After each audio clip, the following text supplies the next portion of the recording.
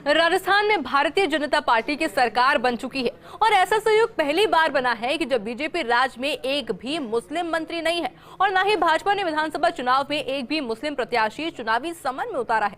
इतने पर भी भारतीय जनता पार्टी के राज्य अल्पसंख्यक मोर्चा का यह मानना है कि लोकसभा चुनाव में एक आधा टिकट जरूर होता है और वहां पर मुस्लिम चेहरा वर्ग के चेहरे को मिलेगा। आपको ये पूरा समझाते हैं एक रिपोर्ट के माध्यम से।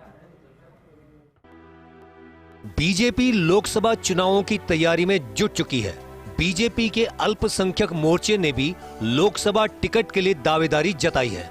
करीब आधा दर्जन सीटों पर दावेदारी जताई। इनमें से एक लोकसभा सीट प्राप्त हो जाए, ये एक मांग है। भाजपा अल्पसंख्यक मोर्चे की दावेदारी नागौर, सीकर, चूरू, झुंझुनू, टोंक, सवाई माधोपुर, जयपुर शहर, अलवर अल्पसंख्यक बहुल्य सीटें हैं। वहाँ पर हमारे कार्यकर्ता अभी से उस तैयारी में लग गए हैं। प्रदेश नेतृत्व के निर्देश अनुसार हमारे कार्यकर्ताओं ने अलग अलग लोकसभाओं में टोली बनाई है। उस टोली को ले जाकर वो जाएगी जनता के बीच में और माननीय मोदी जी की जो विकसित भारत संकल्प यात्रा जो चल रही है उसका इतना बड़ा प्रभाव जनता में पड़ रहा है, क्योंकि माननीय मोदी जी की जो योजनाएं हैं उन योजनाओं का सबसे ज़्यादा अगर लाभ मिला है राजस्थान में तो अल्पसंख्यक समाज के लोगों को मिला है। राजस्थान में मुस्लिम आबादी लगभग 9% है। 25 में से करीब 15 लोकसभा सीटों पर प्रभाव है। इनमें से भी 7 सीटों पर मुस्लिम टिकट देने से समीकरण बनते और बिगड़ सकते हैं।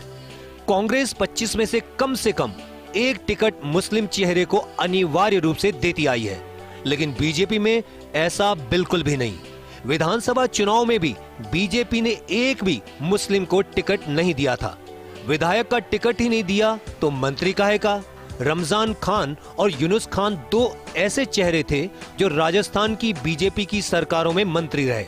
रमजान खान थे भैरव सिंह शेखावत के विश्वस्त, वहीं यूनुस खान थे वसुंधरा राजे के सिपहसालार। रमजान खान भैरव सिंह शेखावत सरकार में मंत्री रह चुके, वहीं यूनुस खान रह चुके वसुंधरा राजे में सरकार में नंबर 2 पोजीशन वाले मंत्री। रमजान खान तो चल बसे। उधर टिकट नहीं मिलने की धारणा के कारण यूनुस खान ने बीजेपी छोड़कर डीडवाना से निर्दलीय चुनाव लड़ लिया। यूनुस खान विधायक बन गए। विचारधारा होने के कारण बीजेपी सरकार में उन्हें मंत्री बनाया जा सकता था, लेकिन ऐसा नहीं हुआ। टिकट नहीं मिलने की धारणा के कारण ही बीजेपी अल्पसंख्यक मोर्चे के पूर्व प्रदेश अध्यक्ष अमीन पठान ने अपनी पार्टी को त्याग दिया और कांग्रेस का दामन थाम लिया। अब यूनुस खान और अमीन पठान दो बड़े मुस्लिम चेहरे इस समय बीजेपी में नहीं हैं। हबीबुर रहमान पहले ही बीजेपी छोड़ चुके। बहरहाल हिंदुत्व कार्ड के चलते बीजेपी शायद ही किसी मुस्लिम चेहरे को लोकसभा का टिकट थमाए। विधानसभा चुनाव के दौरान बीजेपी ने एक भी मुस्लिम चेहरे को चुनावी समर में नहीं उतारा, ना ही मंत्रिपरिषद विस्तार में भी किसी मुस्लिम चेहरे को जगह दी गई।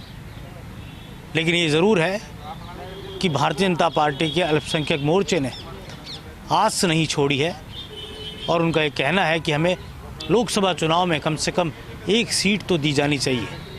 तकरीबन आधा दर्जन सीटों पर दावेदारी मुस्लिम उम्मीदवार भारतीय जनता पार्टी की ओर से जता रहे हैं।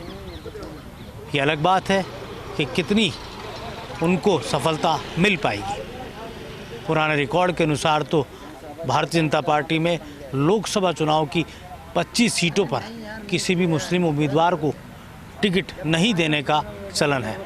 कैमरा जर्नलिस्ट विनोद गोस्वामी के साथ योगेश शर्मा, फर्स्ट इंडिया, जयपुर।